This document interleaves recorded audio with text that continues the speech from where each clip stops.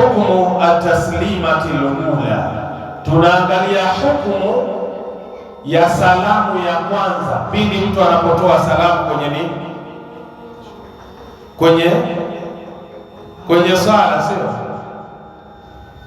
Kwa sababu huwezi kutoka kwenye swala, lazima utoe nini? Utoe salamu. Sasa tunaangalia hukumu ya hii salamu ya kwanza ambayo unayoitoa kwanza.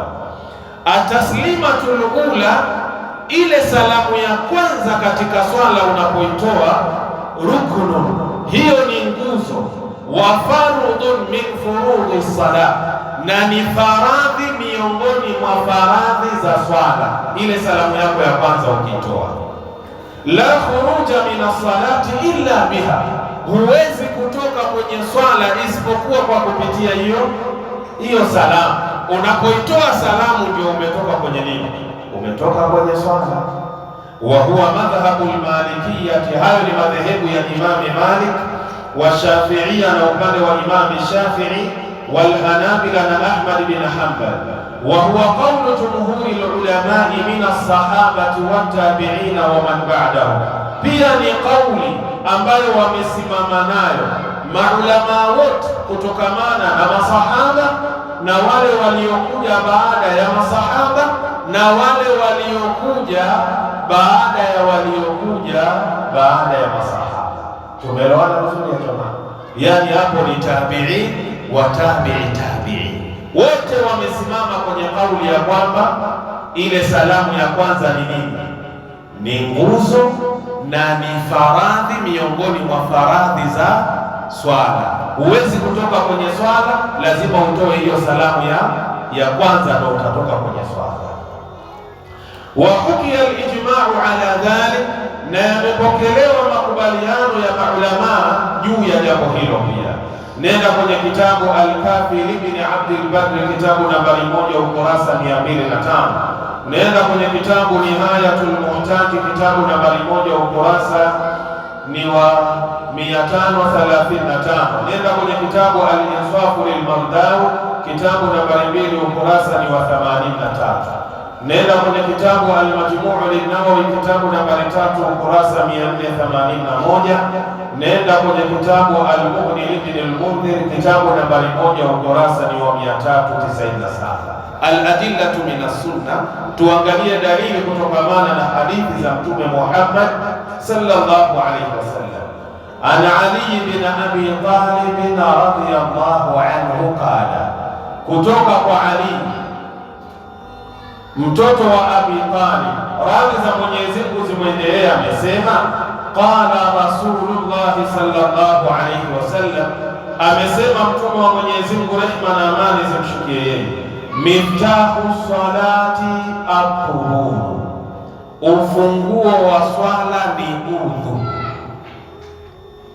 Mwanielewa? Ufunguo wa swala ni udhu. Kwa maana hiyo swala yako haiwezi kukubalika kama hauna udhu. Ufunguo wa swala ni udhu. Hiki ni kitu muhimu sana. Ukikikosea tu swala yako haikubaliki ya mama. Tumeelewana? Ukisahau sehemu moja katika zile sehemu za lazima kwenye kutawadha, ukaja ukasali hapa, hauna swala. Wakati mmoja Mtume sallallahu alayhi wasallam alimuona sahaba wake anasali, lakini kuna sehemu ya kisigino hakijapata maji. Kisigino si tunakijua, sehemu ya nyuma ya mguu haijapata maji, kuna kama bato fulani, sehemu ile haikufikiwa na maji. Je, Mtume sallallahu alaihi wasallam alimwambia nini baada ya kuona sehemu kama ile? Mtume sallallahu alaihi wasallam baada ya kumaliza kusalisha alimwambia, nenda ukatawadhe uje uswali tena, hauna swala. Allahu akbar. Nenda ukatawadhe uje uswali kwa sababu hauna swala.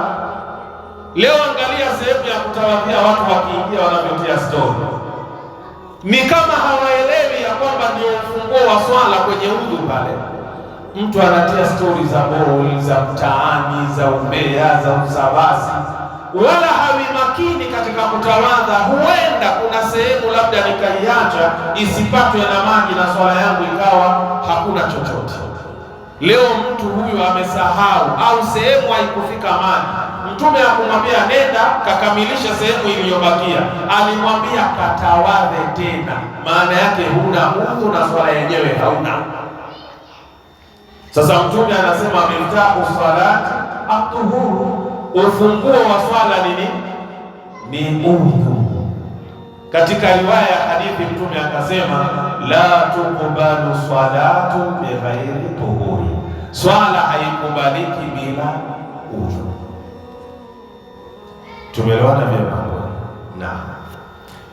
Kisha Mtume sallallahu alaihi wasallam akasema wa tahrimuha at-takbir, na uharamu wa swala ni kupiga takbiratul ihrami. Nini maana uharamu wa swala? Ni pindi unapopiga takbira ya kukuingiza kwenye swala. Maana yake unapoleta tu ile takbiratul ihram, Allahu akbar, lolote ambalo halifai kufanyika katika ile swala, ambalo lipo nje ya swala, hufai kulifanya, ni haramu wakati huo. Mfano al-aklu, kama kula, haufai wewe unaswali na una mistaberi mdomoni, haifai. Tumeelewana? Au una birji, una bolga, tumeelewana? Au una chakula, mabaki ya chakula umeyaweka hapa, hasa katika hii swalatul maghribi, wengi humu ndani wanapoteza swala zao. Mtu ametoka pale Sheikh, Allahu akbar, Allahu akbar, tayari yuko na tende zake pale, alaisa kadhalika, yuko na tende, na sijui kama watu wakati huo ndio wanafungua au wanakula kabisa, Allahu aalam, sielewi. Kwa sababu mtu unamkuta ana njera, ana viazi, ana juisi, ana tende. Sasa wewe mzee unakula ama ndio unafungua? Unatakiwa utumie tende ngapi ya jamaa? Tende 3 au tende 1 au tende 5, yani zile zenye sifa za witri, zile tende. Baada ya pale nenda kasikutue, kwa sababu kuna utamu, kuna ule utamu ambao bado uko kwenye mdomo, kausukutue utoe ule utamu, mabaki ya tende yatoke, kisha alafu ndio uje kuswali. Lakini leo maalasaf shadid, jitu liko pale linatwanga njera zake, linapiga viazi pale, sambusa za nyama pale, mkorogo kachanganya, alafu ndio kuna kimiwa Allahu akbar, Allahu akbar, wallahi hatoki, anakuja kwenye swafu, Allahu akbar, huna swala, huna swala, kwa sababu hichi ni kitu ambacho wewe ukifanye ndani ya nini, ya swala. Au mfano mwingine, ashurbi, kunywa. Hata kama mfano umepaliwa sheheramati na pembeni una chupa ya maji, huko ndani ya swala, haufai kuchukua chupa ukafungua ukapiga matama mawili eti umepaliwa, swala huna. Shekhe, mwanielewa? Lakini yaumul juma, ikiwa khatibu anatoa hutuba jaiz, koo imekauka akivuta, lakini kinyume na Ramadhani, tukanaambia Ramadhani pia kinyume na Ramadhani, tuelewane. Koo imekauka, khatibu akachukua ile chupa akapiga, hakuna shida, yuko kwenye hutuba. Lakini kwenye swala hicho kitu hakifai.